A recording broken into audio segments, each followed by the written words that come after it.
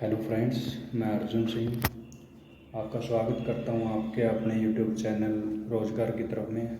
आशा आप सभी अच्छे से होंगे और अपने रोज़गार के लिए अपनी पूर्ण तैयारी कर रहे होंगे।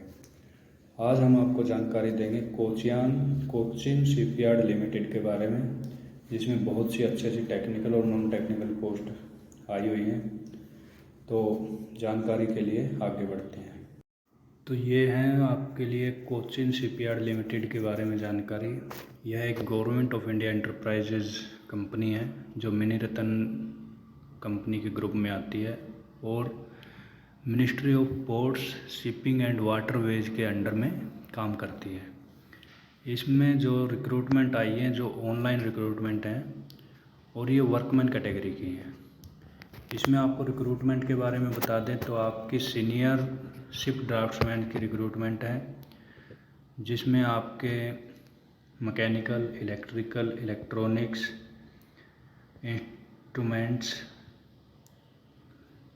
की पोस्ट है। इसमें आपका अपनी ट्रेड का 3 साल का डिप्लोमा, जैसे मैकेनिकल के लिए मैकेनिकल इंजीनियरिंग, इलेक्ट्रिकल के लिए electrical and electronics engineering, instrumental के लिए इंस्ट्रूमेंटेशन इंजीनियरिंग और electrics and instrumentation engineering, electronics के लिए इलेक्ट्रॉनिक्स इंजीनियरिंग और इलेक्ट्रॉनिक्स एंड कम्युनिकेशन इंजीनियरिंग में आपका 3 साल का डिप्लोमा होना चाहिए और आपके 60% मार्क्स से ज़्यादा मार्क्स होने चाहिए। आपका इसमें 2 साल का अपनी जो पोस्ट है उसके बारे में आपका 2 साल का एक्सपीरियंस होना चाहिए। तो इसमें ये एक्सपीरियंस की मांग की गई है। आगे बता दें आपको जूनियर टेक्निकल असिस्टेंट की पोस्ट है। ये भी mechanical, electrical, electronics and ABAP के बारे में पोस्ट है, जूनियर टेक्निकल असिस्टेंट की। इसमें भी आपका अपनी पोस्ट से रिलेटेड 3 साल का डिप्लोमा होना चाहिए और आपके 60% मार्क्स होने चाहिए। इसमें आपको 4 साल का वर्किंग एक्सपीरियंस होना चाहिए, जो कि आपके लिए एसेंशियल वर्किंग एक्सपीरियंस है। इसमें के बारे में आपको जूनियर टेक्निकल असिस्टेंट के बारे में बता दें तो इसमें आपकी कंप्यूटर में BCA या PGDCA आपकी 60% मार्क्स से ज़्यादा की होनी चाहिए। BSc in electronics and computer science में आपकी डिग्री हो, या आपका 3 साल का कंप्यूटर इंजीनियरिंग का या इंफॉर्मेशन टेक्नोलॉजी का डिप्लोमा हो।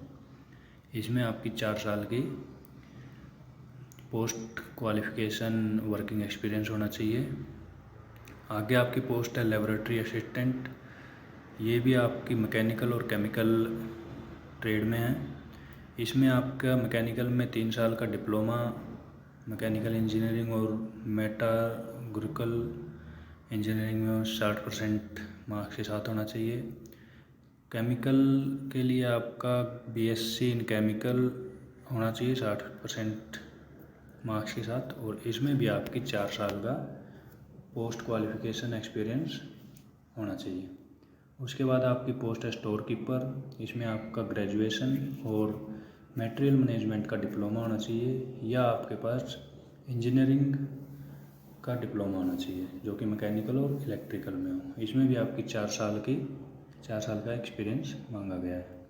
उसके बाद जूनियर कमर्शियल असिस्टेंट में 3 साल का आपका डिप्लोमा, पोस्ट में आपका 3 साल का कमर्शियल प्रैक्टिस का डिप्लोमा होना चाहिए। इसमें भी आपकी 4 साल की एक्सपीरियंस होनी चाहिए।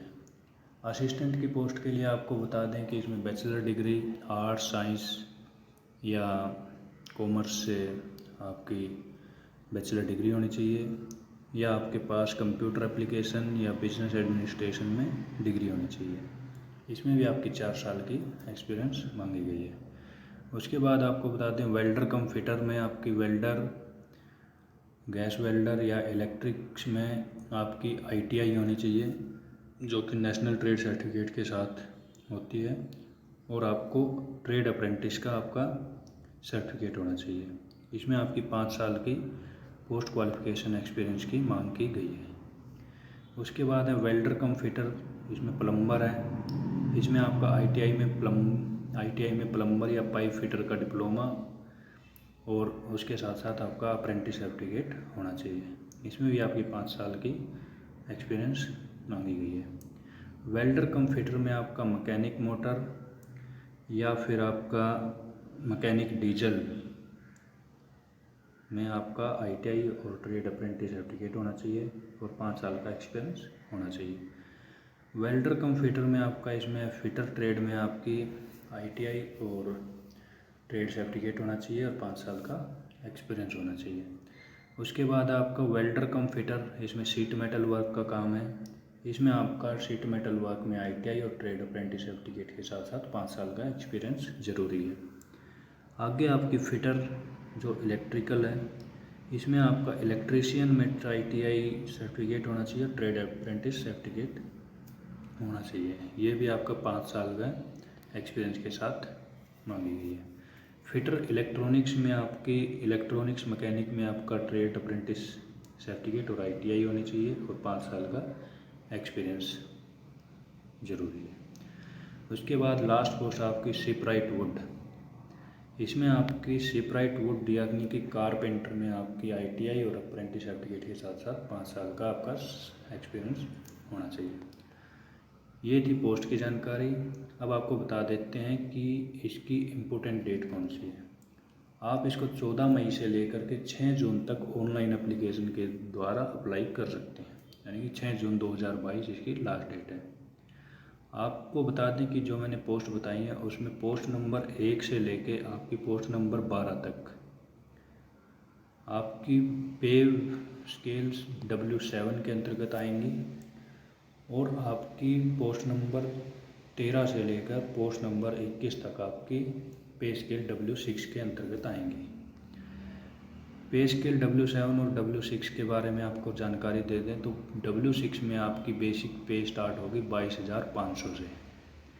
इसमें आपको 30 जो भी DA उस टाइम चल रहा होगा DA plus HRA plus other allowance मिला के आपकी टोटल पेमेंट बनेगी। उसके बाद W7 के बारे में बता दें तो इसमें आपकी बेसिक पे स्टार्ट होगी 23,500 से और इसमें DA HRA और अदर अलाउंस मिला के आपकी टोटल पे बनेगी। इसमें आपको अदर बेनिफिट के बारे में बता दें तो आप न्यू पेंशन स्कीम के अंतर्गत आएंगे, एक्सीडेंट इंश्योरेंस कवरेज के अंतर्गत आएंगे, मेडिकल एब्सेंस आपको मेडिकल इंश्योरेंस पॉलिसी के अंतर्गत मिलेगा और आपको यूनिट की तरफ से और भी बहुत सारे बेनिफिट्स आपको दिए जाएंगे।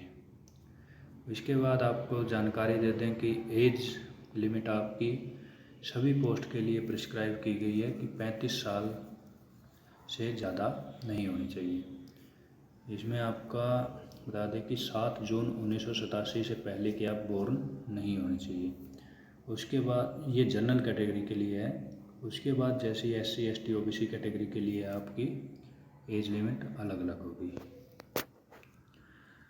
सिलेक्शन के बारे में बता दें तो आपका सिलेक्शन फेज़ 1 में आपका ऑनलाइन टेस्ट होगा सभी पोस्ट के लिए और फेज़ 2 में आपका प्रैक्टिकल टेस्ट होगा। उसके बाद आपके और जानकारी के लिए आपको बता देते हैं कि आपका जो टेस्ट होगा, जो कंप्यूटर बेस्ड टेस्ट होगा, वो आपकी सीनियरशिप ड्राफ्ट्समैन के लिए आपकी जनरल नॉलेज के 5, इंग्लिश 5, रीजनिंग 5 और क्वांटिटी एप्टीट्यूड 5 नंबर के ये आपका टेस्ट होगा। 50 नंबर के आपका ट्रेड से रिलेटेड क्वेश्चन होंगे। तो टोटल आपके 70 नंबर का पेपर होगा जो ऑनलाइन टेस्ट होगा और प्रैक्टिकल टेस्ट आपका इसमें 30 नंबर का होगा। अदर आपकी जो भी पोस्ट हैं, welder cum fitter in various trades, fit electronics, fitter electrical and shipwright wood, जो भी आपकी पोस्ट है उसमें आपका जनरल नॉलेज का 5 नंबर का पेपर, रीजनिंग का आपका कुछ नहीं होगा, जनरल इंग्लिश आपका कुछ नहीं होगा, क्वांटिटेटिव एप्टीट्यूड आपका 5 नंबर, ट्रेड से रिलेटेड आपके 20 नंबर का क्वेश्चन होगा और ये टोटल 30 नंबर का पेपर होगा आपका, जिसकी ड्यूरेशन आपकी 35 मिनट होगी और आपका 70 नंबर का आपका ट्रेड से रिलेटेड टेस्ट होगा। इसके बाद आपको हम आगे की जानकारी दे देते हैं कि आपको बता देते हैं एप्लीकेशन फ़ीस के बारे में। इसमें जनरल कैटेगरी के लिए आपकी सभी पोस्ट के लिए जो फ़ीस होगी वो 400 रुपये होगी, और ये बैंक चार्ज जो होंगे इससे अलग होंगे। ये नॉन रिफंडेबल फ़ीस चार्ज है। ये आप online debit card, credit card, internet banking, wallet, UPI से आप पेमेंट कर सकते हैं।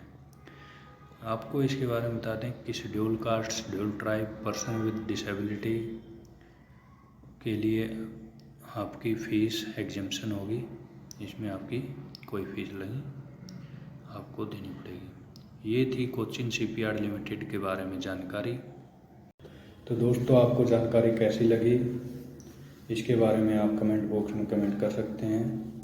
ये एक बहुत ही रेप्यूटेड फर्म है जो कि गवर्नमेंट ऑफ इंडिया एंटरप्राइजेज के अंतर्गत आती है, और ये एक मिनी रत्न कंपनी है जो पोर्ट्स और वाटरवेज में बहुत अच्छे काम कर रही है।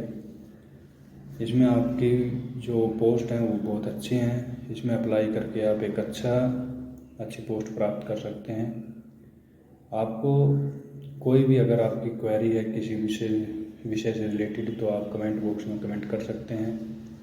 आपको पोस्ट कैसी लगी इसके बारे में बताएं। वीडियो को लाइक करें, शेयर करें और चैनल को सब्सक्राइब